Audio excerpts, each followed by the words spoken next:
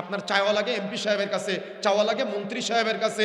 এই মাহফিল হবে, মাহফিলের জন্য ওই সমস্ত সুদখোর ঘুষখোরদের পিছনে ঘুরতে ঘুরতে 5,000 টাকা হয়তো মাহফিলে দিবে, তার জন্য আপনাদের জুতার ফিতা ছেড়ে যায়। আল্লাহর দেওয়া হাত দিয়ে আল্লাহর নাফরমানি করি, আল্লাহর দেওয়া চোখ দিয়ে আল্লাহর নাফরমানি করি, আল্লাহর দেওয়া মুখ দিয়ে আল্লাহর নাফরমানি করি। কিন্তু সেই রব ঘোষণা করেছেন, রাসূলুল্লাহ সাল্লাল্লাহু আলাইহি ওয়াসাল্লাম আমাদের জানিয়েছেন, সেই রব এই আল্লাহর দেওয়া হাত দিয়ে নাফরমানি করা পাপ অজুর পানির সাথে ঝরে ঝরে পড়ে যায়। আল্লাহ রাসূল সাল্লাল্লাহু আলাইহি ওয়াসাল্লাম বলছেন, সেই রব কত দয়া করেছে আপনার উপরে, কত মায়া করেছে আপনার উপরে। আপনি চোখ দিয়ে পাপ করেছেন, দিয়েছেন চোখ আল্লাহ, সেই চোখ দিয়ে আপনি নাফরমানি করলেন, কিন্তু আল্লাহ আবার সুযোগ দিলেন যে আপনার চোখ দ্বারা অর্জিত পাপ অজুর পানির সাথে ঝরে ঝরে পড়ে যাবে। সুবহানাল্লাহ। যখন কোনো বান্দা পাপ করে, ভুল করে অনুতপ্ত হয়, অনুতপ্ত হওয়ার পরে ও যখন সুন্দর করে খালেস অন্তরে আল্লাহর কাছে তওবা করে, আল্লাহ রাসূল বলছেন আল্লাহ সুবহানাহু ওয়া তাআলা তার সমস্ত পাপগুলোকে ক্ষমা করে দিবে। পাপ ক্ষমা হবে তো হবে, তার সমস্ত পাপগুলো আবার নেকি দ্বারা পরিবর্তিত হয়ে যাবে। সুবহানাল্লাহ। সংক্ষিপ্ত সময় আমরা আলোচনা শ্রবণ করব ইনশাআল্লাহ। বিশুদ্ধ আকীদা না থাকার কারণে কি ক্ষতি হতে পারে, ঈমান, আমল, আকীদা, আখলাক, এই বিষয়গুলা ওতপ্রোতভাবে একটার সাথে আর একটা জড়িত। যদি আপনার আখলাক ঠিক না থাকে, চরিত্র ঠিক না থাকে, তাহলে আপনি ঈমানের পূর্ণাঙ্গতা লাভ করতে পারবেন না। আর ঈমানের পূর্ণাঙ্গতা লাভ করতে না পারলে আপনি জান্নাত লাভ করতে পারবেন না। ঈমানের যতগুলো বিষয় আছে, যতগুলো স্তর আছে, আল্লাহর প্রতি বিশ্বাস স্থাপন করা থেকে শুরু করে সবগুলা প্রতিটি মুসলিমের হৃদয়ে জানা থাকার পাশাপাশি আমলে বাস্তবায়ন থাকা জরুরি। যদি বাস্তবায়ন না থাকে তাহলে সমাজে বৃদ্ধি পাবে রাহাজানি, হানাহানি, খুন খারাপি, মারামারি, সমাজে থাকবে না আমানতদারিতা, সমাজে ছড়িয়ে পড়বে বেহায়াপনা, সমাজে ছড়িয়ে পড়বে অপসংস্কৃতি, সমাজে মানুষের ইবাদতের প্রতি অনীহা তৈরি হবে। এর যতগুলি কারণ আছে, অর্থাৎ যে পাপাচারগুলোর কথা বললাম, তার অন্যতম একটা কারণ হলো ঈমান, বিশ্বাস, ঈমান বিল গায়বের উপরে ইয়াকিন না রাখা, বিশ্বাস না থাকা। আর ঈমান বিল গায়ব, গায়বের বিশ্বাসগুলোর উপরে, অর্থাৎ যে বিষয়গুলা অদৃশ্য সেগুলোর উপরে আমাদের যেমন ইলম থাকা লাগবে, তেমন বিশ্বাস থাকা লাগবে। এবং সে বিশ্বাসটা হতে হবে অটুট বিশ্বাস। সে বিশ্বাসের সাথে কোনো নড়চড় হওয়া যাবে না। আপনি কি আল্লাহকে দেখেছেন? কথা বলেন, আল্লাহকে দেখেছেন? কিন্তু আল্লাহকে কি বিশ্বাস করেন? ফেরেশতাদেরকে কি দেখেছেন? ফেরেশতাদেরকে বিশ্বাস করেন? জান্নাত কি দেখেছেন? কিন্তু জান্নাত বিশ্বাস করেন? জাহান্নাম কি দেখেছেন? কিন্তু জাহান্নাম কি বিশ্বাস করেন? বিচার দিবস কি আমরা চোখের সামনে দেখতে পাচ্ছি? কিন্তু বিচার দিবস যে হবে এটাকে আমরা বিশ্বাস করি। এই যে আমরা বিশ্বাস স্থাপন করলাম, এই বিশ্বাস স্থাপনটা আমরা কতটুকু অটুট থাকতে পারলাম। যেমন সূরা ফাতিহার মধ্যে আমরা কি পড়ি? মালিকি ইয়াউমিদ্দিন, আল্লাহ হলেন বিচার দিবসের মালিক। কিন্তু আল্লাহকে বিচার দিবসের মালিক বলে স্বীকৃতি দেওয়ার পরেও আমরা কতটুকু সেই বিচার দিবস সম্পর্কে ভয় পাই? ভয় কি আছে আমাদের অন্তরে? আমরা সাময়িক চোখের সামনে যেটা দেখি সেটাতে আমরা প্রচুর বিশ্বাসী হই বা সেটার প্রতি আমাদের আগ্রহ তৈরি হয়। কিন্তু আপনি শত শত যুবকদেরকে জিজ্ঞাসা করেন, তারা তাওহীদের উপরে কোনো জ্ঞান রাখতে পারে না। কেন তাদের তাওহীদের জ্ঞান নাই? কেন তাদের ঈমান বিল গায়বের উপরে জ্ঞান নাই? কেন তাদের আকীদার উপরে জ্ঞান নাই?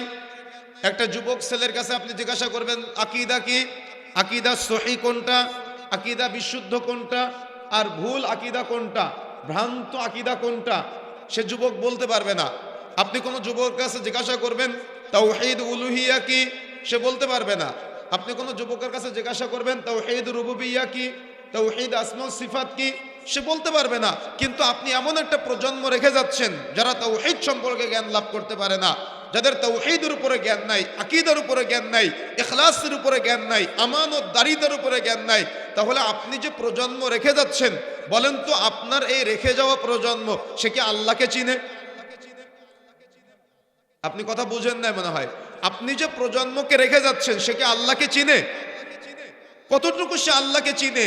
যে আল্লাহকে চিনে সে তো তাওহীদের জ্ঞান রাখে, আর যে আল্লাহকে চিনে না তার তাওহীদের জ্ঞান নাই। আপনার কাছে সালাত, সিয়াম, হজ, যাকাত যতটুকু গুরুত্বপূর্ণ, ইসলাম তার চাইতে বেশি গুরুত্ব দিয়েছে আকীদার উপরে। তার মানে আপনার আকীদা যদি বিশুদ্ধ না হয় আপনার সালাত কবুল হবে না, আপনার আকীদা যদি বিশুদ্ধ না হয় আপনার সিয়ামটা কবুল হবে না, আপনার আকীদা যদি বিশুদ্ধ না হয় আপনার দানটা কবুল হবে না। কবুল হবে কিভাবে? আকীদা বিশুদ্ধ না হলে ওটা তো পৌঁছাবে না রবের কাছে। আপনার আকীদা হলো আল্লাহ নিরাকার। আপনার আকীদা কি? আল্লাহ নিরাকার। তার মানে আপনি আল্লাহর অস্তিত্বকে অস্বীকার করে ফেলেছেন। আপনি আল্লাহকে চিনেন না, আপনি আল্লাহকে জানেন না। আপনার আকীদা হলো আল্লাহ শুনতে পায় না, এজন্য আপনি আল্লাহর কাছে চান না। আপনার আকীদা হলো আল্লাহ দেখে না, এজন্য আপনি আল্লাহর দেখাকে ভয় পান না। আপনার আকীদা হলো আল্লাহর কাছে গুনাহ থেকে মাপ চাইলে গুনাহ থেকে মুক্ত হওয়া যায় না, যার কারণে আপনি পীরের দরবারে, মাজারে, খানকায়, হুজুরের কাছে বিভিন্ন জায়গায় চলে যান, পানি পড়া নিয়ে আসেন, তাবিজ নিয়ে আসেন রোগ মুক্তির জন্য। কি আছে কিনা? তাহলে তারা কি আল্লাহকে চিনলো আজকে? তারা কি আল্লাহকে মানলো আজকে? তারা আল্লাহকে চিনে নাই, তারা আল্লাহকে মান্য করতে পারে নাই। মান্য করবে কিভাবে? তারা তো আল্লাহর উলুহিয়াতকে অস্বীকার করেছে, আল্লাহর রুবুবিয়াতকে অস্বীকার করেছে, আল্লাহর আসমা ও সিফাতকে অস্বীকার করেছে, এমনকি তারা আল্লাহর আকার পর্যন্ত অস্বীকার করেছে। আপনি জানেন জমহুর উলামায়ে কেরামের মত অনুযায়ী, বিশেষ করে সৌদি আরবের লাজনার ফতোয়া এবং মুহাক্কিক মুহাদ্দিস উলামায়ে কেরামের মত অনুযায়ী, যার আকীদা বিশুদ্ধ না তার পেছনে নামাজও শুদ্ধ না। যে আল্লাহকে নিরাকার মনে করে, যে আল্লাহর আকার আছে এটা বিশ্বাস করে না, অর্থাৎ নিরাকার যে মনে করে আল্লাহকে, ওর পিছনে নামাজ পড়াও বিশুদ্ধ না জমহুর উলামায়ে কেরামের মত অনুযায়ী। তাহলে এ ব্যাপারে জ্ঞান অর্জন করতে হবে না?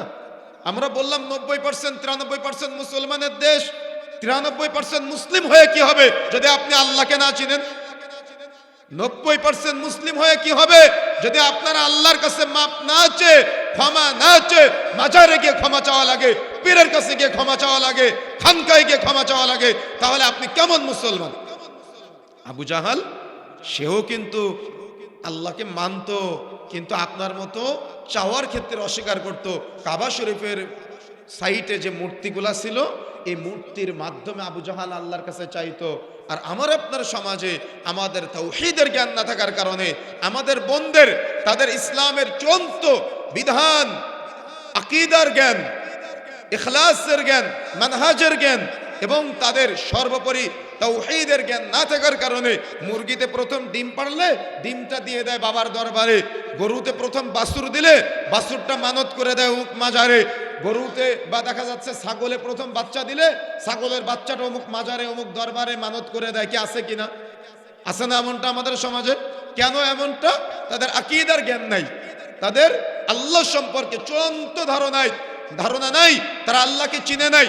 সামান্য ক্ষমা পাওয়ার জন্য বিভিন্ন হুজুরের পিছনে পিছনে ঘুরে বেড়ায়, যে হুজুর পকেটের মধ্যে 50 টাকা ঢোকাই দিয়ে, মুসাফার মধ্যে 100 টাকা ঢোকাই দিয়ে, হুজুর একটু দোয়া করবেন আমার জন্য। কিন্তু ওর নিজের দোয়া, ওর জন্য ওর বাবা মার দোয়া যে কত গুরুত্বপূর্ণ ও এটা বুঝে নাই।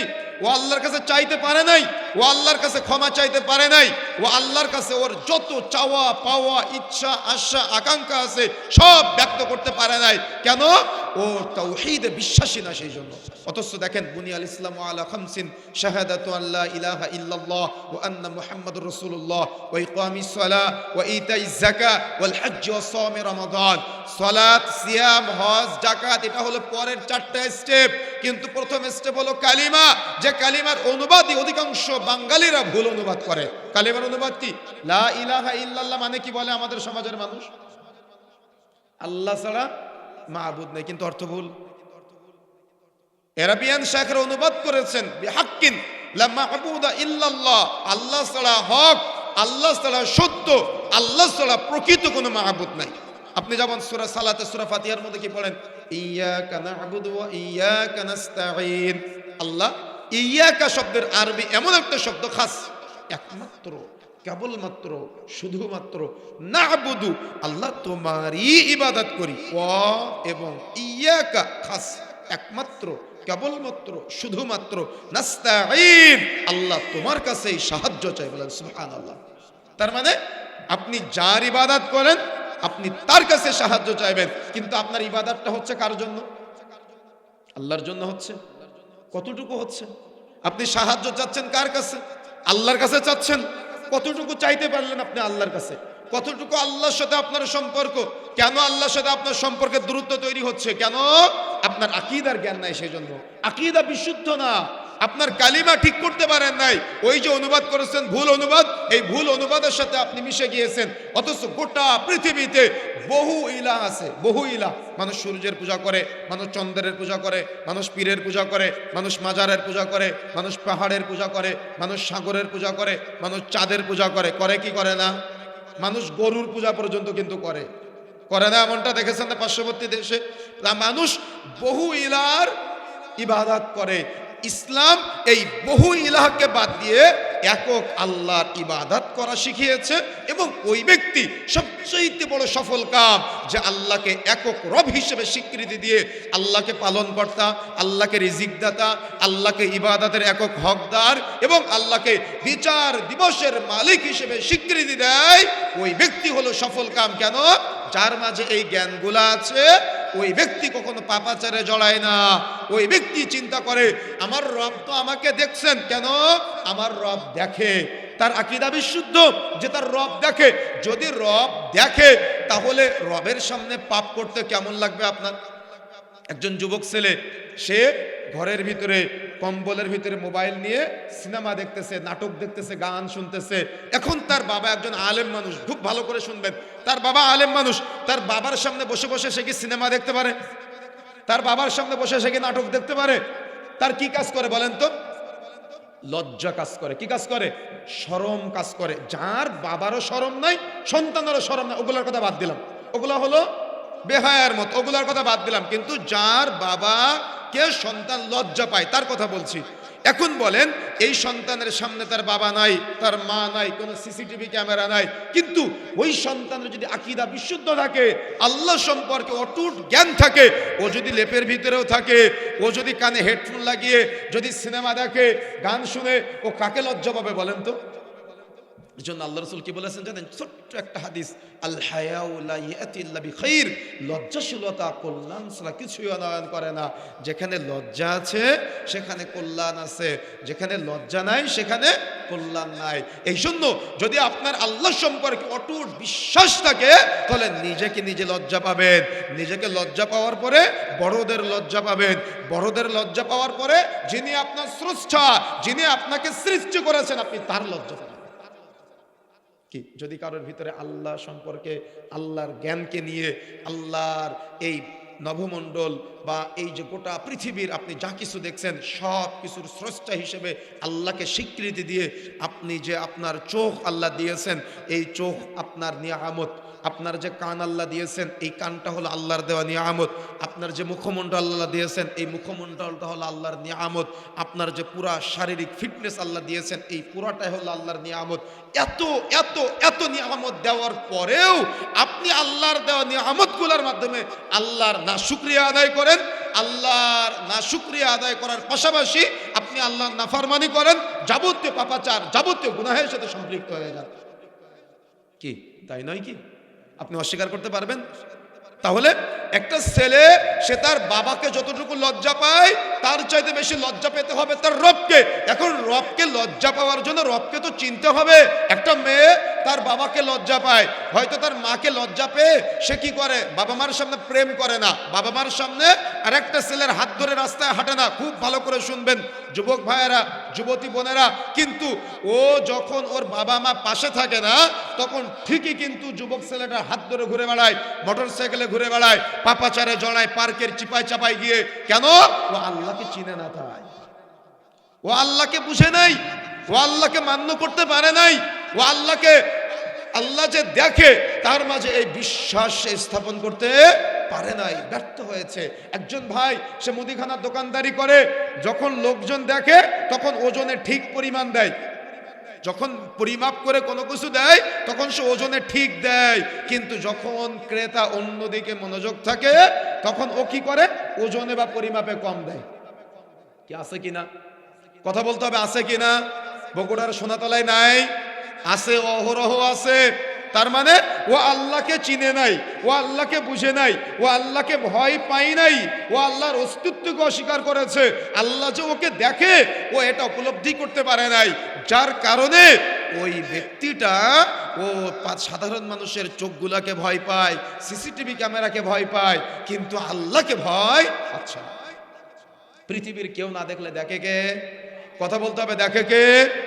তো আল্লাহ যদি দেখে আপনার দোকানে সিসি ক্যামেরা নাই, সব বা সামনে কাস্টমার নাই, যে ক্রেতা সে নাই, আপনি বিক্রেতা আছেন, বলেন তো যদি আপনি আল্লাহ যে দেখে এটা বিশ্বাস করেন আর আল্লাহ যে কিয়ামতের মাঠে বিচার করবে এটা বিশ্বাস করেন, তাহলে আপনি কি ওই ব্যক্তির অগোচরে ওজনে কম দিতে পারবেন? কম দিতে পারবেন না। তাহলে মানুষ দিচ্ছে কেন? আল্লাহ সম্পর্কে তার অটুট বিশ্বাস না থাকার কারণে। আল্লাহ যে তাকে দেখে তার মাঝে এই ন্যূনতম কোনো ধারণা, ন্যূনতম জ্ঞান তার মাঝে কাজ করে না। এটাই হলো মূল সমস্যা। এই জন্য আল্লাহকে চিনতে হবে, আল্লাহকে জানতে হবে, আল্লাহকে বুঝতে হবে। আল্লাহর জেনে, আল্লাহর বুঝে যদি আপনি আল্লাহর ইবাদত করতে পারেন তাহলে আপনি প্রশান্তি পাবেন। যেমন সূরা ফাতিহার মধ্যে আপনি কি পড়েন? আলহামদুলিল্লাহি রাব্বিল আলামিন। কি পড়েন না? যখন আপনি এটা বলেন সমস্ত প্রশংসা আল্লাহ তোমার জন্য, আপনি কি জানেন আপনার রব আপনার কথার জবাব দেয়? আপনি কোনোদিন ফিল করেছেন যে আপনার আল্লাহ আপনার কথার জবাব দিয়েছে? কোনোদিন ফিল করেছেন আপনি যে আপনার রব আপনার কথার জবাবে বলল হামিদানি আব্দি, আমার বান্দা আমার প্রশংসা করলো, সুবহানাল্লাহ। আপনি যতবার সূরা ফাতিহা পড়েন, যত রাকাত, যত ওয়াক্ত, যত সালাত, প্রত্যেক সালাতের প্রত্যেক রাকাতে প্রত্যেক ওয়াক্তে আপনার রব আপনার কথার জবাব দেয়, কিন্তু আপনি আপনার রবকে চিনেন না বিধায় 50 বছর বয়স আপনার, 60 বছর বয়স আপনার, কিন্তু এখনো পর্যন্ত আপনি আপনার রবের এই জবাবটাকে উপলব্ধি করতে পারেন নাই, ফিল করতে পারেন নাই। কেন? তাওহীদের জ্ঞানে বিশ্বাসী না সেজন্য। অথচ যখন আপনি সূরা আন-নাস পড়েন, আপনি কি পড়েন? প্রথমে কি স্বীকৃতি দেন? কুল আউযু বিরাব্বিন নাস। এখানে কি পাওয়া গেল?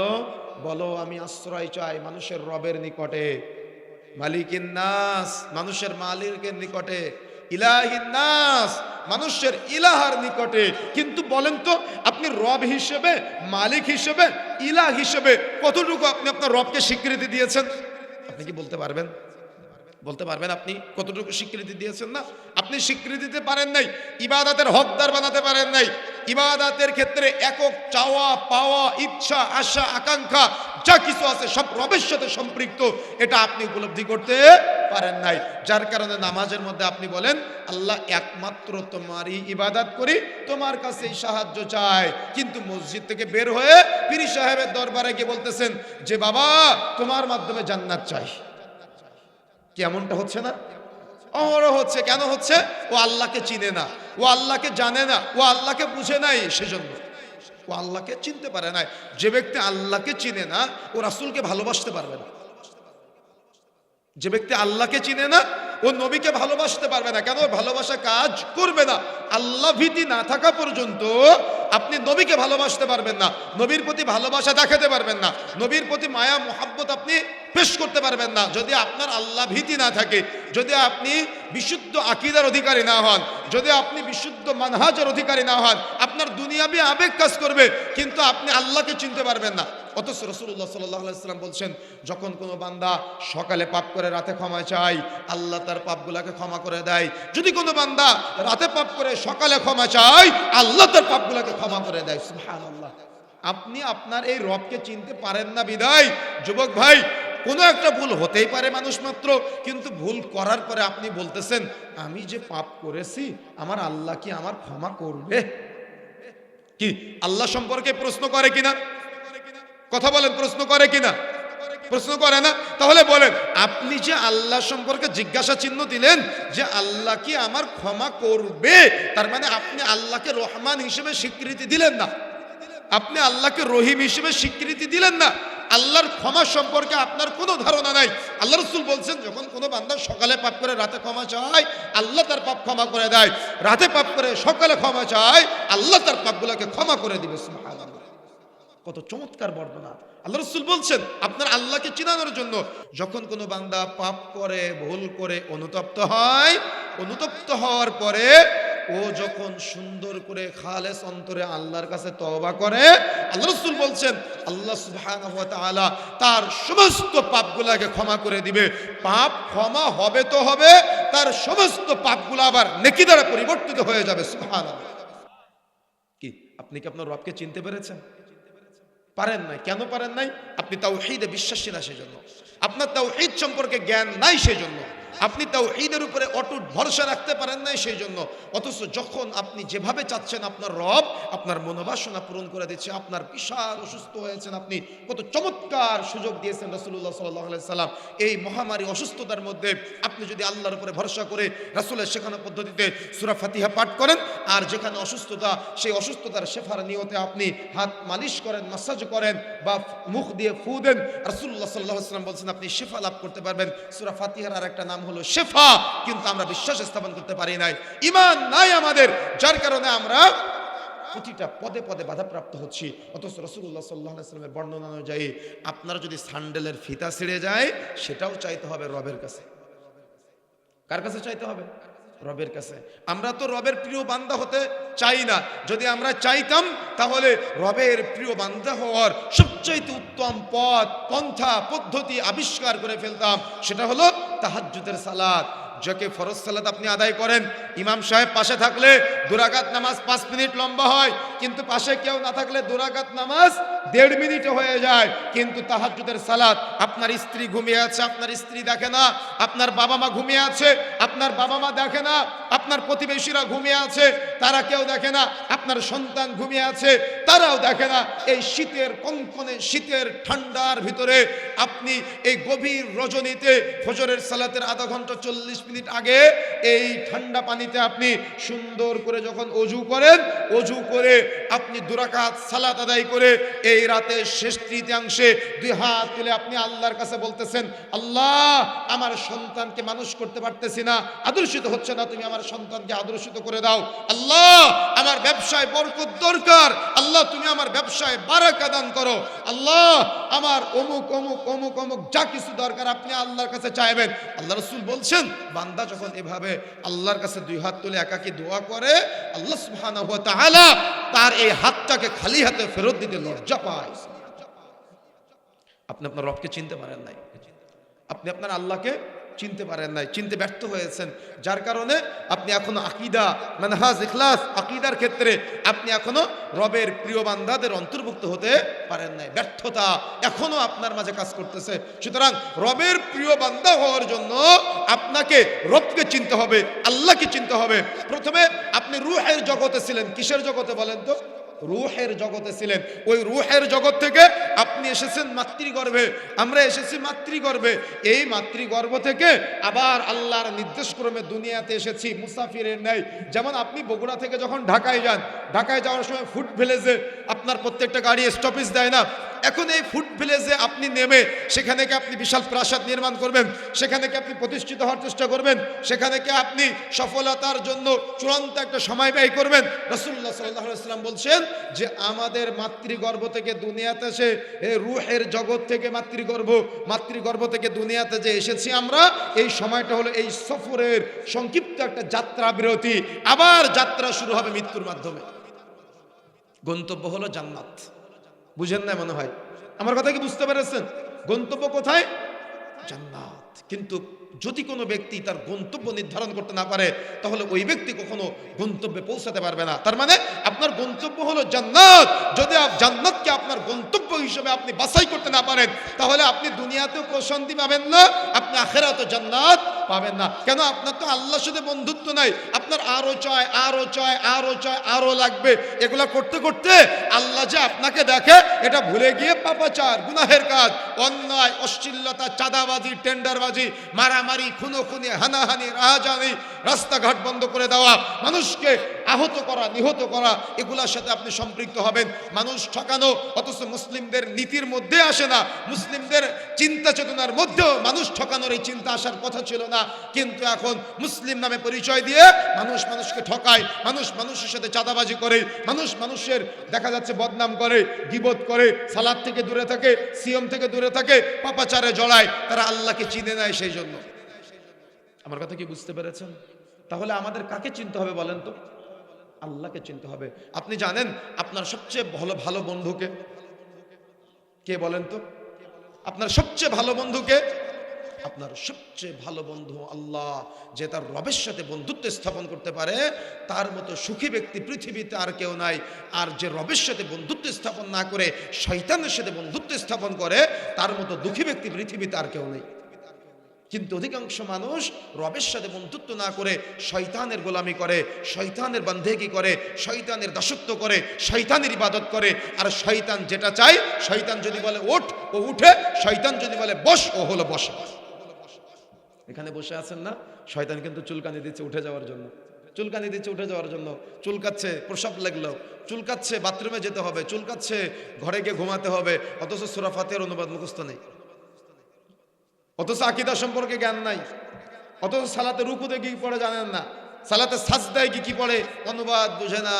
অথচ হতভাগা মুসলমান জুমার দিন সবার শেষে মসজিদে ইমাম সাহেব নামাজ শুরু করতেছে, মুয়াজ্জিন সাহেব একামত দিচ্ছে, ও দৌড়াতে দৌড়াতে গিয়ে নামাজ ধরে। এমন একটা ভাবখানা, ওর ব্যবসায় ওকে দুনিয়াতে সফল করে দেবে, ওর জান্নাত হিসেবে কোনো টার্গেট নাই, টার্গেট নাই, জান্নাতের কোনো টার্গেট নাই। আজকে জুমার দিন আপনি কি করেছেন? আপনি আপনার নিজের কথা চিন্তা করেন। আপনি কখন মসজিদে গিয়েছেন? আপনি আপনার কথা চিন্তা করেন। আমরা প্রত্যেকে আমাদের নিজেদের কথা ভাবি যে আমরা কতটুকু আমাদের রবের ডাকে সাড়া দিয়ে এগিয়ে গেলাম। মুয়াজ্জিন সাহেব ডাকে হাইয়া আলাস সালাহ, এটা কার আহ্বান বলেন তো? মুয়াজ্জিনের না কার? হাইয়া আলাল ফালাহ কার আহ্বান? আপনি কি জানেন আপনি মুনাফিক হয়ে গেলেন অনায়াসেই? যেই মুহূর্তে মুয়াজ্জিন সাহেব আপনাকে ডাকে, মানে আল্লাহ আপনাকে আহ্বান করে, হাইয়া আলাস সালাহ, সালাতের জন্য এসো, হাইয়া আলাল ফালাহ, কল্যাণের জন্য এসো। যদি কল্যাণ পেতে চাও তাহলে সালাতে এসো। আপনার রব আপনাকে আহ্বান করে আর আপনি পিছন দিক ফিরে চলে যান। আপনি কি রবকে চিনতে পেরেছেন? এবার কি বুঝতে পেরেছেন বিষয়টা? মানে আপনার রব আপনাকে আহ্বান করতেছে যে বান্দা তুমি সালাতের জন্য আসো, বান্দা তুমি কল্যাণের জন্য আসো। তোমার কি কল্যাণ দরকার তুমি আমাকে বলো, আমি তোমাকে সেটা দিয়ে দিব। এজন্যই তো আজান ও ইকামতের মধ্যবর্তী সময়ে আল্লাহর কাছে আপনি যেটা চাইবেন আল্লাহ সেটাই আপনাকে দিবে। কিন্তু আপনার চাওয়ার তো সময় নাই। আপনার চাওয়া লাগে এমপি সাহেবের কাছে, চাওয়া লাগে মন্ত্রী সাহেবের কাছে। এই মাহফিল হবে, মাহফিলের জন্য ওই সমস্ত সুদখোর ঘুষখোরদের পিছনে ঘুরতে ঘুরতে 5,000 টাকা হয়তো মাহফিলে দিবে, তার জন্য আপনাদের জুতার ফিতা ছিঁড়ে যায়। অস্বীকার করতে পারবেন? অস্বীকার করতে পারবেন? অথচ এই নোংরা ফাঁদে পা দিয়ে এ সমাজ ধ্বংস হয়ে যাচ্ছে। মুসলিমদের আমানতদারিতা নাই, মুসলিমদের ইমানদারিতা নাই, মুসলিমদের ইমান বিল গায়েব নাই, মুসলিমদের কিয়ামতের উপরে বিশ্বাস নাই, মুসলিমদের ফেরেশতাদের উপরে বিশ্বাস নাই, মুসলিমদের আল্লাহর উপরে বিশ্বাস নাই, মুসলিমরা নবীকে ভালোবাসতে পারে নাই। অথচ রাসূলুল্লাহ সাল্লাল্লাহু আলাইহি ওয়াসাল্লাম বলেছেন, পৃথিবীতে দুনিয়াতে পিতামাতা সন্তানাদি যা কিছু আছে সবকিছু যাতে রাসূলকে বেশি ভালোবাসতে হবে। ও রাসূলকে ভালোবাসবে কিভাবে? ও তো আল্লাহকেই মানে না। এজন্য কবরে প্রথম প্রশ্ন করা হবে, মার রব্বুকা, তোমার রবকে। আমার বক্তব্য হয়তো আপনাদের বেশি একটা ভালো লাগতেছে না, তবে কবরে যখন আপনাকে রাখা হবে তখন আজকের বক্তব্য সম্পর্কে আপনাকে জিজ্ঞাসা করা হবে, মার রব্বুকা, তোমার রবকে। আপনি তো রবকে চিনতে পারেন নাই, সেদিন বলবেন হা হা লা আদরি, আমি তো আমার রবকেই চিনি না। তখন আল্লাহ রাগান্বিত হয়ে কবর দুই দিক থেকে এমন ভাবে চাপ দিতে বলবে, একটা হাড্ডি আর একটা হাড্ডির ভিতরে ঢুকে যাবে। আপনি তো রবকে চিনতে পারেন নাই। যে তার রবকে চিনতে পারে নাই, ওর মতো ব্যর্থ ব্যক্তি পৃথিবীতে আর কেউ নাই, ওর মতো ব্যর্থ ব্যক্তি দুনিয়াতে আর কেউ নাই। যে তার রবকে চিনতে পারে নাই, ওই ব্যক্তি কিয়ামতের মাঠে শুধু আফসোস করবে, কেন আমি আমার রবকে চিনতে পারলাম না। এখনো প্রায় 99% মুসলিম তারা তার রবকে চিনে না, শুধু জানে আল্লাহ সৃষ্টি করেছে, এতটুকু জানে, আর কিছু জানে না। শুধু জানে যে আল্লাহ সৃষ্টিকর্তা, আর কিচ্ছু সে জানে না আল্লাহ সম্পর্কে।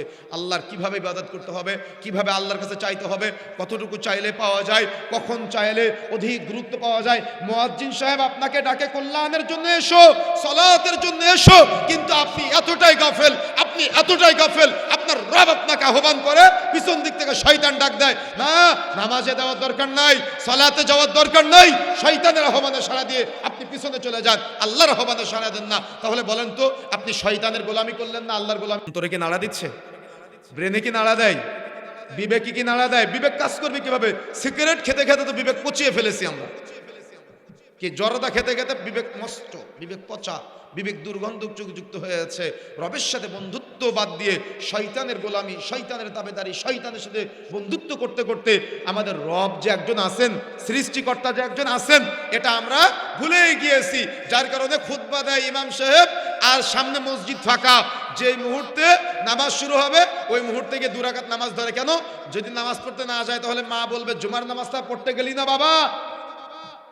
কি ভুল বলেছি আমি? তাহলে আমাদের ঈমান কতটুকু? আমাদের ঈমান কতটুকু? মান মুসলিম ওজনে কম দেয়, মুসলমান সুদের লেনদেন করে, মুসলমান ঘুষের লেনদেন করে, মুসলমান রাস্তায় ট্রাক বাসে চাঁদাবাজি করে, মুসলমান তাকে আল্লাহ পুলিশ হওয়ার একটা সম্মান দিয়েছে। গতকালকে না পরশুদিন দেখলাম একটা ট্রাকে উঠে একজন পুলিশ বলতেছে চা খাওয়ার টাকা দেন, কাগজপাতি ড্রাইভিং লাইসেন্স সব ঠিক আছে, বলতেছে চা খাওয়ার টাকা দেন, 50 টাকা দিলে হবে না, 100 টাকা নেওয়া লাগবে। মুসলিম তো নাম মুস্তাফিজুর রহমান, নাম আব্দুল কুদ্দুস, নাম আব্দুল সাত্তার, নাম আব্দুল্লাহ, নাম আব্দুর রহমান, কিন্তু ওই ব্যক্তি প্রকাশ্যে সিগারেট খায় আর যার তার মুখের দিকে ধোঁয়া ছেড়ে দেয়, লজ্জা কাজ করে না। ও যদি ওর বাবাকে লজ্জা না পায়, ও যদি ওর নিজেকে লজ্জা না পায়, বলেন ওই ব্যক্তি কখনো কি আল্লাহকে লজ্জা পাবে? সম্ভব কি? সম্ভব নয়। কেন? ও তো নিজেকে লজ্জা পায় না, ওর অভিভাবকদের লজ্জা পায় না, ওর মুরব্বীদের লজ্জা পায় না, ও ছোটদের লজ্জা পায় না, ওর রবকে লজ্জা পাবে কিভাবে? ও তো রবকে লজ্জা পাবে না। এটাই বাস্তবতা, এটাই বাস্তবতা। এজন্য রবকে চিনতে হবে, আল্লাহকে চিনতে হবে। রব যিনি রহমান, সূরা ফাতিহার মধ্যে কি পড়ি আমরা? আর রহমান আর রহিম। কি বলি? আল্লাহ হলেন রহমান, আল্লাহ হলেন রহিম, আল্লাহ হলেন পরম করুণাময়, আল্লাহ হলেন অসীম দয়ালু। তাহলে আপনি ভুল করার পরে, গুনাহ করার পরে আপনি কি বলতে পারেন যে আল্লাহ কি আমার ক্ষমা করবে? এটা কি বলার কোনো সুযোগ আছে? কোনো সুযোগ আছে? ওরা আকাঙ্ক্ষা থাকতে হবে আমার রব আমাকে ক্ষমা করবে। আমি বান্দা, ভুল করে ফেলেছি। মানুষ মাত্র ভুল হতে পারে। মানুষকে ভুল করতে সহযোগিতা করে কে জানেন? তার বন্ধু। তার বন্ধুকে এটা জানেন? কে জানেন? মিনাল জিন্নাতি ওয়ান নাস। শুধু শয়তান না, এটা মানুষের মধ্যে থেকেও আছে, জিনের মধ্যে থেকেও আছে। তবে এর একটা পরিচয় সূরা নাসের মধ্যে আছে, সে হলো খান্নাস। সে কি? সে কি? সূরা নাসের মধ্যে আছে না খান্নাস। এই খান্নাসটা কেমন জানেন? কচ্ছপ চিনেন আপনারা? কচ্ছপ, কচ্ছপ দেখেছেন কোনোদিন? কচ্ছপের মাথা যদি আপনি ধরতে যান তাহলে মাথা কি করে? কচ্ছপের মাথা ধরা যায়? কোনো কিছু ধরতে পারবেন আপনি? এই খান্নাসটা হলো ও আপনাকে পাপ করতে সহযোগিতা করে, ও পালায়, ওকে দেখা যায় না। এই জন্য আল্লাহ সুযোগ দিয়েছে আপনাকে। কেন? আপনি একটু ভাবেন তো আমার কথাটা। আচ্ছা, আপনি যখন পাপ করেন, আপনি যখন কোনো গুনাহ করেন, তখন গুনাহটাকে কেমন লাগে আপনার কাছে? একটু আমার কথার দিকে মনোযোগ দেন। তখন গুনাহটাকে কেমন লাগে আপনার কাছে? মজা লাগে। চমৎকার কথা বলছে। কেমন লাগে? যখন চোখ দিয়ে আপনি কোনো সিনেমা দেখেন, চোখের কি লাগে? যখন কানে হেডফোন লাগিয়ে গান শুনেন, কানের কি লাগে? মজা লাগে। যখন মুখ দিয়ে গালিগালাজ করে, তখন মুখের কি লাগে? প্রশান্তি লাগে, মজা লাগে। মুখ দিয়ে গালিগালাজ করলে অনেক মজা লাগে। যখন ও পা দিয়ে কোনো পাপের পথে হেঁটে যায়, তখন হেঁটে যাওয়াকে কষ্টের মনে হয় না, মজা লাগে। যখন ও লজ্জাস্থানের মাধ্যমে জিনা ব্যভিচারে জড়ায়, তখন এটাও তার একটা মজার মুহূর্ত। এই যে প্রতিটা মজার মুহূর্ত ঘটায়, এটা হলো খান্নাস। এই যে মুহূর্তে আপনার মজার ঘোরটা কেটে যায়, তারপরে কি হয় বলেন? প্রত্যেকে বলেন কি হয়? অনুতপ্ত হয়। কি অনুতপ্ত হয়? ইস, আমি তো আব্দুল্লাহ, আমি কি পাপটা করতে পারি? আমার দ্বারা পাপটা সংগঠিত হয়ে গেল, আমার দ্বারা গুনাহটা সংগঠিত হয়ে গেল। আমি তো আব্দুর রহমান, আমার দ্বারা পাপ কিভাবে হয়ে গেল? এই পাপ তো আমার দ্বারা হওয়া সম্ভব না, তাহলে আমি কিভাবে পাপ করে ফেললাম? এই যে অনুতপ্ত হচ্ছেন, তাহলে শয়তান পালিয়েছে। তখন আপনার বিবেক জাগ্রত হচ্ছে যে ইস, তাই তো আমি ভুল করে ফেললাম, ইস তাই তো আমি গুনাহ করে ফেললাম, ইস তাই তো আমি অন্যায় করে ফেললাম। কি এমনটা হয় না? প্রত্যেকের ক্ষেত্রে এমনটা হয় না? তার মানে তখন অনুতপ্ত হয়। কেন? খান্নাস পালিয়েছে। তাই আপনি এই পাপটা কেন করলেন? কেন পাপটা হলো বলেন তো? হ্যাঁ, শয়তানের ওয়াসওয়াসায় শয়তানের সাথে বন্ধুত্ব স্থাপন হয়েছে, সেই জন্য আপনি পাপটা করলেন। কিন্তু যদি আপনি শয়তানের বন্ধুত্ব আড়ি করে আপনি যদি আল্লাহর সাথে বন্ধুত্ব স্থাপন করতে পারতেন, তাহলে প্রকাশ্য হোক অপ্রকাশ্য হোক, গোপনে হোক প্রকাশ্যে হোক, আপনি ভাবতেন যে আমার রব আমাকে দেখছেন, আমি আমার রবের সামনে প্রকাশ্য হোক অপ্রকাশ্য হোক কোনো অপরাধে জড়াবো না। কেন? জবাব কার সামনে দেওয়া লাগবে? আচ্ছা, আজকে মনে করেন আপনি চুরি করে ধরা পড়লেন আপনার বাবার সামনে, আপনার কেমন লজ্জা লাগে? আচ্ছা, আপনার বাবার কথা বাদ দিলাম, আপনার চেয়ারম্যান সাহেব কোনো একটা অপরাধের কারণে আপনাকে অপরাধীদের কাতারে দাঁড়িয়ে আপনার এলাকার সব মানুষের সামনে প্রমাণিত হলো যে আব্দুর রহমান একটা অপরাধ করেছে, তখন ওই আব্দুর রহমানের কেমন অপরাধবোধ কাজ হবে? কেমন? মাথা নিচু হবে না উঁচু হবে? মাথা নিচু হবে না? সূরা গাশিয়ার মধ্যে আল্লাহ রাব্বুল আলামিন বলছেন, কিয়ামতের মাঠে এমন কিছু মানুষ থাকবে যাদের মাথা অবনত হবে, যারা লাঞ্ছিত অবস্থায় উঠবে, যারা অপদস্থ অবস্থায় উঠবে, যাদের মাথা উঁচু করে কথা বলার মতো ক্ষমতা থাকবে না। কেন তারা কিয়ামতের মাঠে এই কঠিন অবস্থায় উঠবে? তারা দুনিয়াতে আল্লাহকে চিনে নাই, তারা দুনিয়াতে আল্লাহর লজ্জা পায় নাই, তারা দুনিয়াতে আল্লাহর ভয় তাদের অন্তরে কাজ করে নাই। এজন্য যাবতীয় পাপাচার, যাবতীয় গুনাহের কাজ, যাবতীয় অন্যায় অত্যাচার, গীবত, তহমত আমাদের মাঝে বিদ্যমান। কথা কি বুঝতে পেরেছেন? তাহলে আমাদের কিসের জ্ঞান অর্জন করতে হবে বলেন তো? তাওহীদের জ্ঞান। আর এই আল্লাহকে চিনার জন্য একক রবের ইবাদতে বিশ্বাসী হতে হবে, একক রবের কাছে চাওয়া শিখতে হবে। সুতরাং প্রথমে আপনি আপনার রবকে চিনবেন। কিভাবে রবকে চিনবেন? আমরা রূহের জগতে ছিলাম, মাতৃগর্ভে এসেছি, দুনিয়াতে এসেছি, আবার রবের ডাকে সাড়া দিয়ে দুনিয়া থেকে বিদায় নিতে হবে। এই সফরটা আপনাকে সাজাতে হবে। যদি আপনি এই স্টপিসটা বা আপনি এই মুসাফির হালাতে যেখানে আপনি স্টপিস দিয়েছেন, যেখানে আপনি বর্তমানে অবস্থান করছেন, এই অবস্থানটা যদি আপনি দীর্ঘ মনে করেন, লম্বা মনে করেন, তাহলে আপনি ভুল পথে চলে যাবেন। আর এই স্টপিসটা যদি আপনি সংক্ষিপ্ত মনে করেন, মৃত্যু আমার যখন তখন হয়ে যেতে পারে, এটা যদি আপনি ফিল করতে পারেন, তাহলে এই হুজুরদের বারবার ওয়াজ মাহফিলে এসে বলা লাগবে না যে তুমি দাঁড়িয়ে রাখো। আপনি এমনিতেই রবের সন্তুষ্টির জন্য রাসূলের সুন্নাত রেখে দিবেন, বলা লাগবে না, বারবার বলা লাগবে না। বারবার ওয়াজ মাহফিল, বারবার জুমার খুতবায় ইমাম সাহেবরা, খতিব সাহেবরা বলে, কিন্তু আপনার দাড়ির তো কোনো কাজে লাগে না, দাড়ি তো লম্বা হয় না, সুদের লেনদেন ছাড়েন না, ঘুষের লেনদেন ছাড়েন না। কেন এমনটা হচ্ছে? কারণ আমরা আল্লাহকে ভয় পাই না, আল্লাহকে ভয় পাই না, রাসূলকে ভালোবাসি না, রাসূলকে ভালোবাসি না বিধায়, আল্লাহকে ভয় পাই না বিধায় আমাদের মাঝে এই পাপাচারগুলো বিদ্যমান, আমাদের মাঝে এই গুনাহগুলো দৃশ্যমান, আমাদের মাঝে এই অন্যায়গুলা প্রকাশ্য দিবালকের ন্যায় আমরা দেখতে পাচ্ছি। আজকে যুবক ভাইয়েরা তারা গণতন্ত্রের নোংরা ফাঁদে পা দিয়ে আল্লাহর একক উলুহিয়াত, রুবুবিয়াত, আসমা সিফাতে বিশ্বাস না করে, আল্লাহকে সর্বভৌম ক্ষমতার উৎস না মেনে, জনগণকে সর্বভৌম ক্ষমতার উৎস মেনে নিয়ে তারা আজকে গণতন্ত্রের নোংরা ফাঁদে পা দিয়ে জীবন যৌবন সব হারিয়ে ফেলতেছে। কে কাকে মারে আর কে মরে কেউ জানে না। একদল আরেক দলকে মারে, আরেক দল আরেক দলকে মেরে বলে আমি জান্নাতে চলে গেলাম। এতই সস্তা। আল্লাহ রাসূল বলেছেন এটা হলো হারাজের যুগ, এটা হলো মারামারির যুগ। মানুষ মানুষকে মারবে, মানুষ মরবে। কেন মারবে জানে না, কেন মরবে জানে না। আল্লাহ রাসূল তাদেরকে জাহান্নামী বলে দিয়েছেন। আপনি কিভাবে শহীদ হলেন? আমার কথা বুঝেন নাই? কেন এমনটা হচ্ছে? আল্লাহ সম্পর্কে জ্ঞান নাই, তাই আল্লাহ সম্পর্কে বিশ্বাস নাই, রাসূলের উপরে কোনো, তার মানে রাসূলকে যে মানতে হবে এরকম কোনো চিন্তা তার ব্রেনের মধ্যে কাজ করে না, যার কারণে ওর হিতাহিত জ্ঞান কাজ করে না। ও অনায়াসেই এই সমস্ত অপসংস্কৃতির ফাঁদে পা দিয়ে, গণতন্ত্রের নোংরা ফাঁদে পা দিয়ে আজকে যুবকরা হারিয়ে যাচ্ছে, যুবকরা ইসলাম থেকে দূরে সরে যাচ্ছে। মুসলিম উম্মার যে নৈতিক অবক্ষয় হচ্ছে এটা তো আমরা আমাদের চোখের সামনে দেখতে পাচ্ছি, কি তাই নয় কি? এজন্য আমাদের রবকে চিনতে হবে। কিভাবে চিনবেন? সূরা ফাতিহার মাধ্যমে চেনা যাবে। কিভাবে চিনবেন? পবিত্র কোরআন মাজিদ যত বেশি আপনি তিলাওয়াত করবেন, এভাবে আপনি তিলাওয়াতের মাধ্যমে চিনতে পারবেন। এবং সর্বোপরি প্রতিটা মুসলিমের হৃদয়ে ঈমান বিল গায়বের উপরে বিশ্বাস রাখার সাথে সাথে আল্লাহকে একক ইবাদতের হকদার, আল্লাহকে সৃষ্টিকর্তা হিসেবে, আল্লাহকে পালনকর্তা হিসেবে, আল্লাহকে রিজিক দাতা হিসেবে আপনাকে বিশ্বাস স্থাপন করতে হবে, এবং সেটা জেনে বুঝে বিশ্বাস স্থাপন করতে হবে। কথা কি বুঝতে পেরেছেন? তাহলে এই চেষ্টাটা অব্যাহত রাখতে হবে। যদি আপনি চেষ্টা অব্যাহত রাখেন, যখন আপনি অজু করেন না ৫ ওয়াক্ত সালাতে, যখন আপনি অজু করেন তখন যদি আপনার জীবনের যত গুনাহ আছে, মানুষ গুনাহ করে কোন অঙ্গ দিয়ে? হাত দিয়ে করে, মুখ দিয়ে করে, চোখ দিয়ে করে, কান দিয়ে করে, করে না?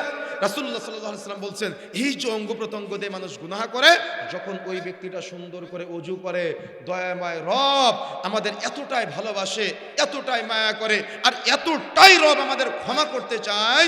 আল্লাহ রাসূল বলছেন যখন কোনো বান্দা পাপ করে, গুনাহ করে, ভুল করে এবং সে ওযু করে, ওযু করার সময় ও যদি তার চোখ দিয়ে পাপ করা যে গুনাহগুলো আছে ও চোখে পানি দেওয়ার সময় স্মরণ করে, ও যদি ওর হাত দ্বারা ওর যদি পাপ যেগুলো করেছে হাত যখন ধৌত করে তখন যদি ও স্মরণ করে, আল্লাহ রাসূল বলছেন এই চমৎকার অফার কত সুমহান আমার রব, তিনি আমাদের কত অফার দিয়েছেন, অথচ আমরা কত নাফরমানি করি। আল্লাহর দেওয়া হাত দিয়ে আল্লাহর নাফরমানি করি, আল্লাহর দেওয়া চোখ দিয়ে আল্লাহর নাফরমানি করি, আল্লাহর দেওয়া মুখ দিয়ে আল্লাহর নাফরমানি করি। কিন্তু সেই রব ঘোষণা করেছেন, রাসূলুল্লাহ সাল্লাল্লাহু আলাইহি ওয়াসাল্লাম আমাদের জানিয়েছেন সেই রব এই আল্লাহর দেওয়া হাত দিয়ে নাফরমানি করা পাপ ওজুর পানির সাথে ঝরে ঝরে পড়ে যায়। আল্লাহ রাসূল সাল্লাল্লাহু আলাইহি ওয়াসাল্লাম বলছেন সেই রব কত দয়া করেছে আপনার উপরে, কত মায়া করেছে আপনার উপরে। আপনি চোখ দিয়ে পাপ করেছেন, দিয়েছেন চোখ আল্লাহ, সেই চোখ দিয়ে আপনি নাফরমানি করলেন, কিন্তু আল্লাহ আবার সুযোগ দিলেন যে আপনার চোখ দ্বারা অর্জিত পাপ ওজুর পানির সাথে ঝরে ঝরে পড়ে যাবে। সুবহানাল্লাহ। আপনি সেই রবকে চিনতে পারেন নাই, আপনি সে আল্লাহকে চিনতে পারেন নাই, যার কারণে ব্যবসায় বরকত দরকার, তাহাজ্জুদের সালাতে আল্লাহর কাছে না চেয়ে অমুক বাবার দরবার থেকে তাবিজ নিয়ে এসে দোকানে ঝুলিয়ে রেখেছেন। কে ভুল বলেছি? ভুল বলেছি কি না? এমনটা অহরহ আছে। আমাদের বিশ্বাস নাই আল্লাহর উপরে, আমাদের আস্থা নাই আল্লাহর উপরে, আমাদের কোনো আল্লাহ সম্পর্কে ন্যূনতম জ্ঞান নাই। প্রতিটা যুবক ওই যে হিন্দুরা যেমন তাদের ভগবানকে বিশ্বাস করে যে শুধু সৃষ্টি করেছে এতটুকু, কার ইবাদত করে কার কাছে চাই কিছুই বুঝে না। অধিকাংশ মুসলিমদের অবস্থা এমন, ও শুধু জানে ও স্রষ্টা আল্লাহ, সৃষ্টি করেছে আল্লাহ, কিন্তু আল্লাহর কাছে কিভাবে চাইতে হবে, কখন চাইতে হবে ও কিছু বুঝে না, কিছুই বুঝে না। অথচ কত অফার দিয়েছেন। যখন আল্লাহ আপনাকে আহ্বান করে হাইয়া আলাস সালাহ, বান্দা সালাতের জন্য এসো, বান্দা কল্যাণের জন্য এসো, আল্লাহ পথকে উন্মুক্ত করে দেয়। যে মুহূর্তে আপনাকে ডাক দিল আপনি আহ্বানে সাড়া দিয়ে, আল্লাহর আহ্বানে সাড়া দিয়ে সালাতে চলে আসলেন, এ আস্তে আস্তে আজান ও ইকামতের মধ্যবর্তী সময়ে দোয়া করলে আপনার দয়াময় রব আপনার দোয়া কবুল করবে। শুধু এতটুকু নয়, আপনি সালাতে দাঁড়ালেন, সালাতে দাঁড়িয়ে সানা পাঠ করলেন, সানা পাঠের পরে সূরা ফাতিহা পাঠ করার আগে আপনার মনের চাওয়া পাওয়া ইচ্ছা আশা আকাঙ্ক্ষা রবের কাছে ব্যক্ত করতে পারেন। সূরা ফাতিহা পাঠ করা শেষ করলেন, আরেকটা সূরা মিলালেন, রুকুতে যাওয়ার আগে আপনি আপনার রবের কাছে দোয়া করতে পারেন। দোয়া করলে দোয়া কবুল হবে। রুকুতে গিয়ে রুকুর নির্দিষ্ট দোয়া আছে, এই দোয়া পাঠের পরে আপনি আপনার রবের কাছে দোয়া করতে পারেন, আপনার দোয়া কবুল হবে। কত অফার দিয়েছেন। রুকু থেকে উঠে গেলেন, সামি আল্লাহু লিমান হামিদা বলার পরে নির্দিষ্ট দোয়া পাঠের পরে আপনি আপনার রবের কাছে দোয়া করতে পারেন। এটা দোয়া করার জায়গা, চাওয়ার জায়গা। আপনার রব আপনার দোয়া কবুল করবে। কত অফার! কেন? আল্লাহ আপনাকে আহ্বান করেছেন, আপনি আহ্বানে সাড়া দিয়েছেন। আল্লাহ আহ্বানে সাড়া দেওয়ার কারণে খুশি হয়ে দুয়ার উন্মুক্ত করে দিয়েছেন। আপনি সাজদায় গিয়ে, আরে সাজদা তো চাওয়ারই জায়গা, সাজদায় গিয়ে চাইতেই হবে, সাজদা চাওয়ারই জায়গা। সাজদায় গিয়ে আপনি কেন চাইবেন না? ওখানে গিয়ে চাইলেই তো পাওয়া যায়। চোখের পানি ছেড়ে দিয়ে অঝরে আপনি আপনার রবের কাছে আপনার দুঃখ, মায়া, বেদনা যা কিছু আছে সব ব্যক্ত করবেন সাজদায় গিয়ে। আপনার মনের কথাগুলো খুলে আপনি আল্লাহর সাথে বলবেন। ওটা তো আল্লাহর সাথে কথা বলারই জায়গা। আপনার আল্লাহ উন্মুক্ত করে দিয়েছে। কেন? আপনার রব আপনাকে ডাক দিয়েছে, আপনি রবের ডাকে সাড়া দিয়ে এসেছেন, এই জন্য আল্লাহ উন্মুক্ত করে দিয়েছে। দুই সাজদার মাঝখানে নির্দিষ্ট দোয়া পাঠের পরে দোয়া করা যায়, এটা উন্মুক্ত করে দিয়েছেন আল্লাহ। এরপরে লম্বা দোয়া করার একটা জায়গা আছে, আত্তাহিয়াতু, দুরূদ শরীফ, দোয়ায়ে মাসুরা পাঠ করলেন।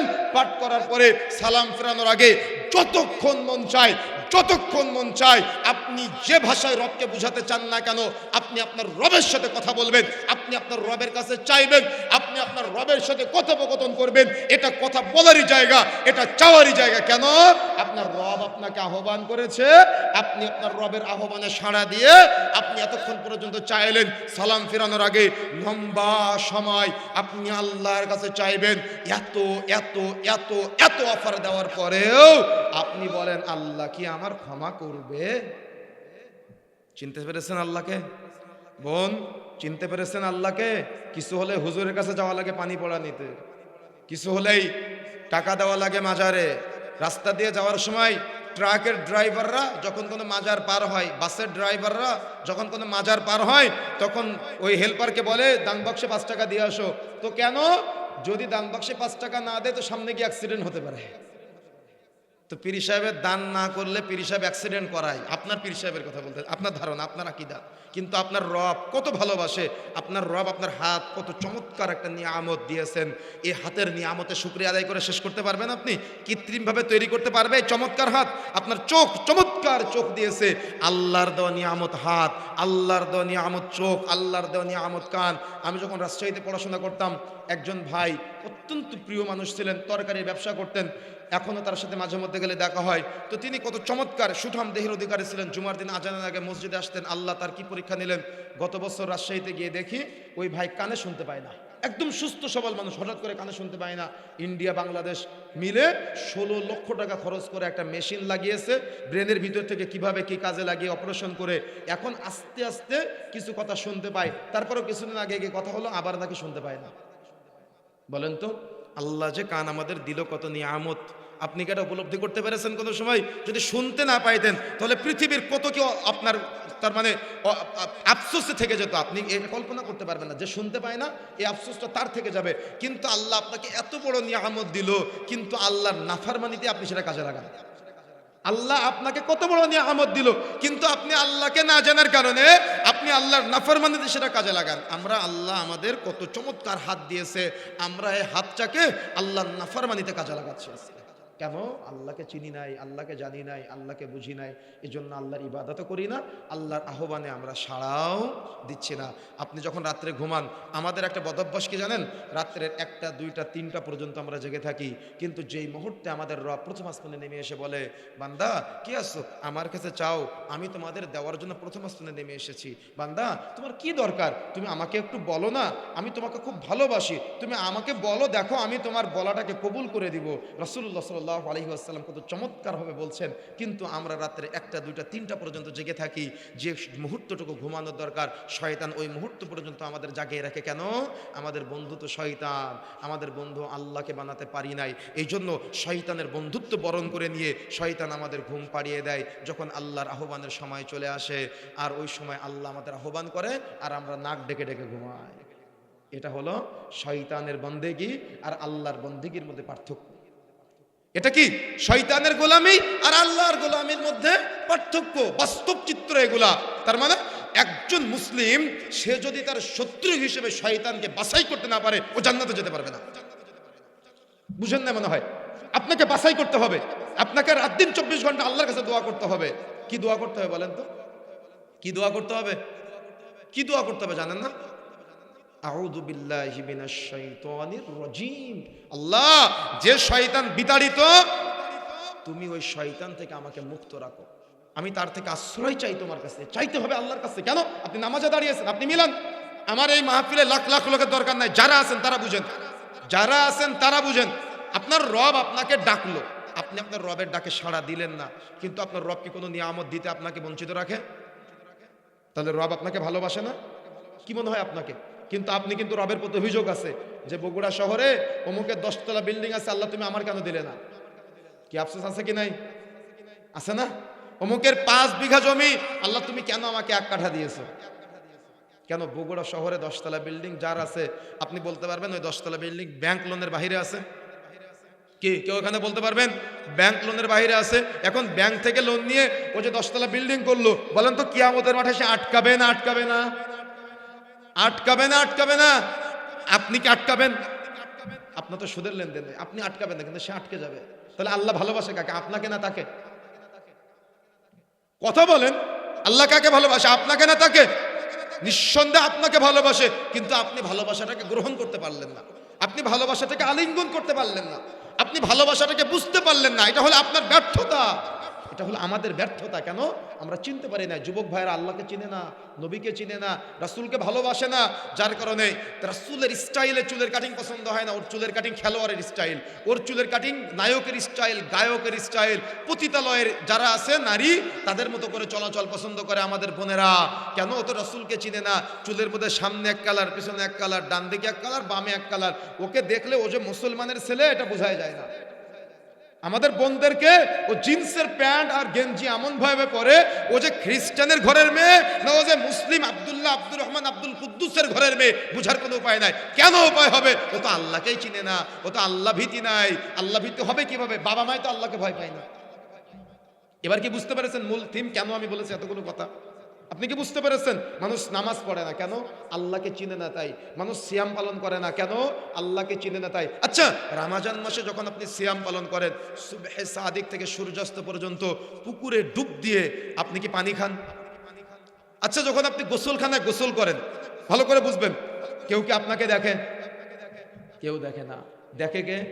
আল্লাহ। কিন্তু বলেন তো, আপনি ওই জায়গাতে আপনি কি আল্লাহর ভয় পেয়ে পানি খান না? পানি খান না? কিন্তু পানি কিন্তু আছে একেবারে কি পদ্মা পদ্মা ট্যাঙ্কি না কি ট্যাঙ্কি আছে না, মদিনা ট্যাঙ্ক, মনে করেন 1000 লিটারের মদিনা ট্যাঙ্কের পানি আছে আপনার সামনে, বা আপনি পুকুরে ডুব দিয়েছেন, পৃথিবীর কেউ দেখে না, দেখে কে? আল্লাহ। আল্লাহ আপনাকে দেখলো, কেউ দেখলো না। পানির নিচে গিয়ে খুব তৃষ্ণা, গলা শুকিয়ে যাচ্ছে, তবু আপনি এক ঢোক পানি খেলেন না। আল্লাহ এটা বেশি ভালোবাসে। এই জন্যই তো রাসূলুল্লাহ সাল্লাল্লাহু আলাইহি ওয়াসাল্লাম বলছেন, সিয়াম পালনের মাধ্যমে আল্লাহকে এত বেশি সন্তুষ্ট করা যায়, অন্য কোনো ইবাদতের মাধ্যমে আল্লাহকে তত বেশি সন্তুষ্ট করা যায় না। ঘরের দরজা লাগানো, পৃথিবীর কেউ দেখে না, কিন্তু ঘরে বিস্কিট আছে, চানাচুর আছে, পানি আছে, ভাতও আছে, কিন্তু আপনি খাচ্ছেন না। কার ভয়ে বলেন তো? কার ভয়ে? আল্লাহর ভয়ে। এই ভয়টা অন্য সময় কাজে লাগাতে হবে। কেন বলেন তো? ওই সময় শয়তান বাধা থাকে, শয়তান শৃঙ্খলাবদ্ধ থাকে, যার কারণে শয়তান আপনার উপরে প্রভাব বিস্তার করতে পারে না। কিন্তু যাদের উপরে প্রভাব বিস্তার করে এরা মূলত মানুষ শয়তানে পরিণত হয়েছে। কিন্তু ওই ভয়টা, আল্লাহ ভীতিটা বাকি 11 মাস কাজে লাগাতে হবে। যখন সিনেমা দেখবেন তখন ভয় থাকা চায় যে আমার রব যে দেখছেন। যখন সুদের লেনদেন করবেন টেবিলের নিচ দিয়ে, ভয় থাকা চায় আমার রব যে আমাকে দেখছেন। যখন অনেকে আছে চালাকি করে, ওই যে দাড়ি পাল্লা যেখানে থাকে ওর উপরে একটা ফ্যান ঝুলাই দেয়, কেন? ওই ফ্যানের বাতাস যত বেশি পড়বে পাল্লা তত বেশি ঝুঁকবে। কি আছে কিনা? আছে না? কিন্তু ও যদি আল্লাহকে ভয় পেত তাহলে ওকে এই কাজ করতে পারতো? কোশ্চিন কালও করতে পারতো না। এই জন্য আমার প্রিয় দিনদার, দিন দরদি, আল্লাহকে ভালোবাসেন, আল্লাহকে চিনেন, আল্লাহকে জানেন। হয়তো আল্লাহকে চিনার জন্য আজকে আমরা এসেছি। যে কথাগুলো বললাম হয়তো আমাদের হৃদয়ে আঘাত হানবে, হৃদয়ে নাড়া দিবে যে আমার রবকে আমার চিনতে হবে। যদি আমি আমার রবকে না চিনি, একটা অমুসলিম আর আমার মধ্যে কোনো পার্থক্য নাই। যদি আমি আমার রবকে না চিনি, একটা অমুসলিম, হিন্দু, খ্রিস্টান, বৌদ্ধ যারা আছে তাদের সাথে আমার কোনো পার্থক্য নাই। কেন? আমি আমার রবকে চিনি না, রবের ইবাদত করি না, রবের বন্দেগী করি না, রবের গোলামি করি না। এই জন্য আমাদের রবকে আমাকে চিনতে হবে।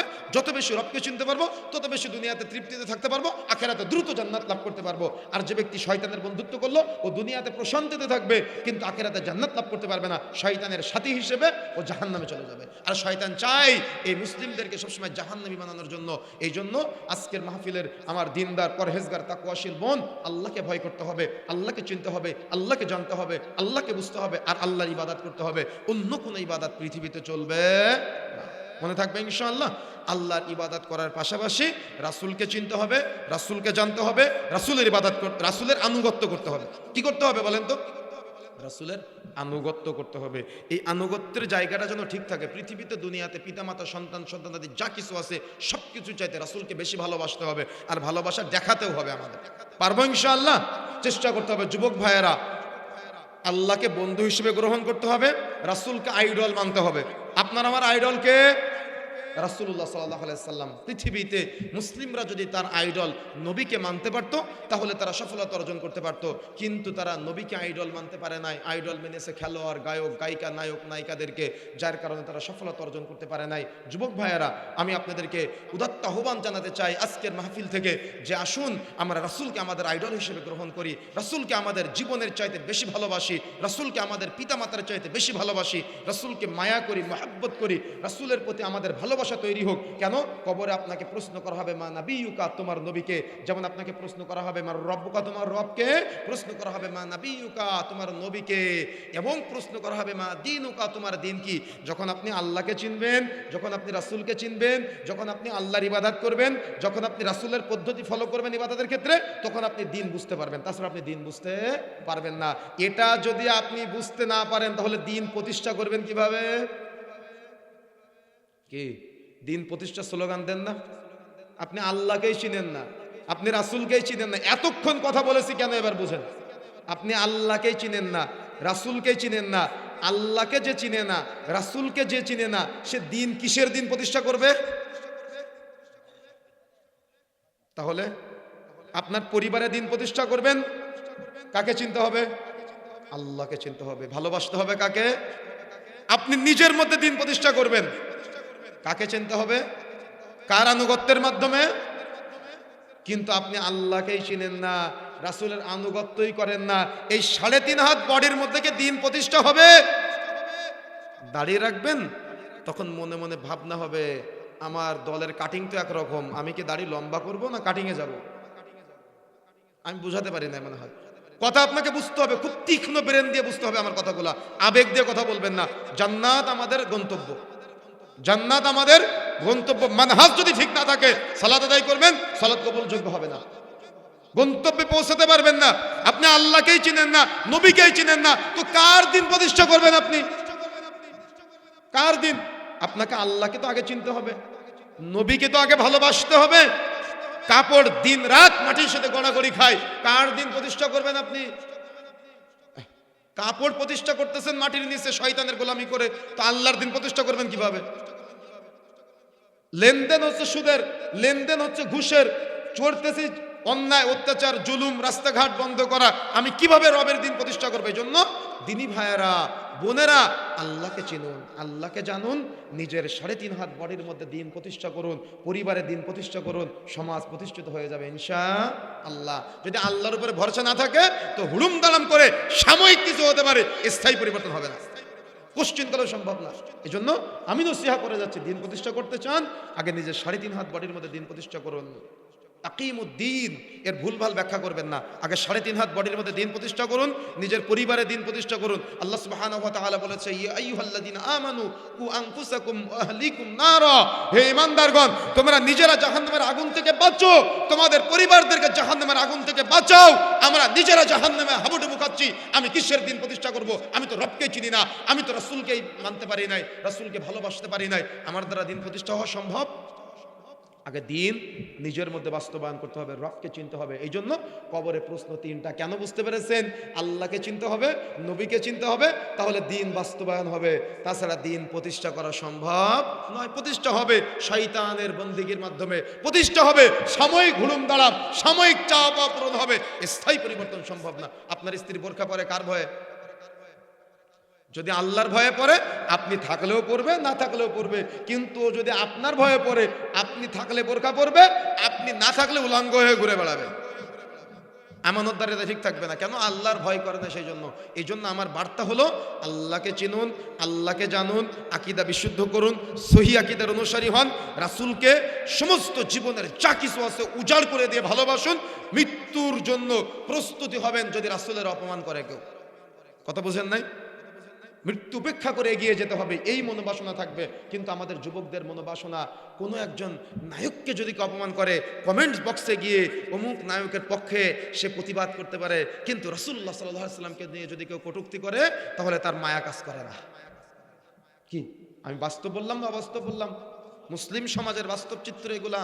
যুবক ভাইয়েরা, যুবতী বোনেরা যাবতীয় পাপাচারের সাথে জড়িত, মুরব্বী চাচারা হারাম খাবার সেবনের সাথে জড়িত, তওবা করে ফিরে আসতে হবে। আল্লাহ আমাকে আপনাকে দেখছেন, আল্লাহর কাছে জবাব দেওয়া লাগবে, আল্লাহকে চিনতে হবে, নবীকে ভালোবাসতে হবে, তাহলে দিন প্রতিষ্ঠা করা সম্ভব হবে। আপনি নিজে প্রতিষ্ঠিত হন, সমাজ দিন প্রতিষ্ঠা হবে, পরিবারে দিন প্রতিষ্ঠা হবে। যখন 5টা পরিবারে দিন প্রতিষ্ঠা হবে, সমাজে দিন প্রতিষ্ঠা হবে, কয়েকটা সমাজে দিন প্রতিষ্ঠা হওয়ার মাধ্যমে গোটা দেশ আস্তে আস্তে প্রতিষ্ঠিত হবে ইনশাআল্লাহ। কিন্তু আমাদের চিন্তা যদি হয় কোরআন হাদিস যেভাবে থাকুক, আমার মতো করে কোরআন হাদিসকে সাজাবো, তাহলে দিন প্রতিষ্ঠা করা সম্ভব না। কথা কি বুঝতে পেরেছেন? এই জন্য বারবার একটা কথা বলছি, আল্লাহকে চিনুন, নবীকে ভালোবাসুন, দিন প্রতিষ্ঠা হয়ে যাবে ইনশাআল্লাহ। আমি আলোচনা 12টা পর্যন্ত করতে চেয়েছিলাম, কিন্তু কিভাবে 12:30 হয়ে গেছে। আল্লাহ রাব্বুল আলামিন আমাদের সংক্ষিপ্ত সময়ের কথাগুলোকে কবুল করেন, বলেন আমিন। যারা মনোযোগ দিয়ে বসে আমাদের সুরতাল ছাড়া বক্তব্যগুলো শুনেছেন, আল্লাহ রাব্বুল আলামিন এই বক্তব্য থেকে আল্লাহর ভালোবাসার, আল্লাহর প্রিয় বান্দা হওয়ার আমাদের তৌফিক দান করুন, আল্লাহুম্মা আমিন। এবং আল্লাহর কাছে আমরা অন্তর থেকে একটা দোয়া করি, আল্লাহ যারা আজকে আমি কিন্তু এই কথা বলার যোগ্য না, কিন্তু বলিয়েছেন কে? আল্লাহ। ভাবিও নাই যে আমি এই কথাগুলো বলবো, বিষয় ছিল অন্য, কিন্তু অন্য বিষয়ে আল্লাহ সম্পর্কে, আল্লাহর ইবাদাতের একক হকদার, ইবাদাত, উলুহিয়াত, রুবুবিয়াতের ক্ষেত্রে আমরা সংক্ষিপ্ত সময়ে যে কথাগুলো বলেছি, নিশ্চয়ই আল্লাহ আমাদের দিয়ে বলিয়েছেন, আর আল্লাহ আমাদের শোনার তৌফিক দান করেছেন। যে আল্লাহ আমাদের আজকে এখানে কবুল করেছেন, যারা আমরা এখনো বসে আছি, আল্লাহ আমাদের বোনেরা হয়তো এই গভীর রজনীতে, প্যান্ডেলের মধ্যে শীতের রজনীতে বসে আছে, আল্লাহ তুমি তাদেরকে দিনের জন্য কবুল করো। আমরা যারা একসাথে এখানে বসে আছি, আল্লাহ তুমি আমাদের সবাইকে জান্নাত পর্যন্ত একসাথে কবুল করো। জান্নাতে যেন আমরা এভাবে কোনো একদিন বসে আমরা আবার কথা বলতে পারি। আল্লাহ তুমি আমাদের সবাইকে সেই তৌফিক দান করো, বলেন আমিন। আচ্ছা, আজকে প্রোগ্রামের সভাপতি সাহেব অসুস্থ, আপনারা তার জন্য দোয়া করবেন। আল্লাহ রাব্বুল আলামিন যেন তার উত্তম শেফায়ে কামেলা আজলা দান করেন, লাবাসা তাহুরুন ইনশাআল্লাহ। তো আমরা যে কথা বলছিলাম যে আমরা আপনি পাইবেন কার কাছে চাইলে, মনে থাকবে ইনশাআল্লাহ। তাহলে আল্লাহকে চিনতে হবে আর ভালোবাসতে হবে কাকে? রাসূলুল্লাহ সাল্লাল্লাহু আলাইহি। আল্লাহকে তো আপনি চিনলেন, জানলেন, বুঝলেন, ইবাদত করলেন, ভালোবাসা তো আছেই, কিন্তু ভালোবাসতে হবে পৃথিবীতে, দুনিয়াতে পিতা মাতা সন্তান সন্তানাদি যা কিছু আছে সব কিছুতে চাইতে রাসূলকে বেশি ভালোবাসতে হবে। কথা বুঝতে পেরেছেন? সব কিছু চাইতে রাসূলকে বেশি ভালোবাসতে হবে। ভালোবাসাটা আমাদের কর্মে বাস্তবায়নের মাধ্যমে দেখাতে হবে। পারবো ইনশাআল্লাহ? চেষ্টা করতে হবে। আল্লাহ রাব্বুল আলামিন আমাদের তৌফিক দান করুন। গভীর রজনী পর্যন্ত আমরা সময় দিয়েছি, আপনারা সময় দিয়েছেন। আল্লাহ সুবহানাহু ওয়া তাআলা আমাদের গুনাহ খাতাগুলো ক্ষমা করে দিন, বলেন আমিন। এই আশা, এই দাবি, এই দাওয়া ব্যক্ত রেখে সংক্ষিপ্ত সময়ের বক্তব্য আমরা এখানে সমাপ্ত করছি। সবাই আমার সাথে সাথে বলেন সুবহানাকা আল্লাহুম্মা ওয়া বিহামদিকা আশহাদু আল্লা ইলাহা ইল্লা আনতা আস্তাগফিরুকা ওয়া আতুবু ইলাইক। আসসালামু আলাইকুম ওয়া রাহমাতুল্লাহি ওয়া বারাকাতুহু।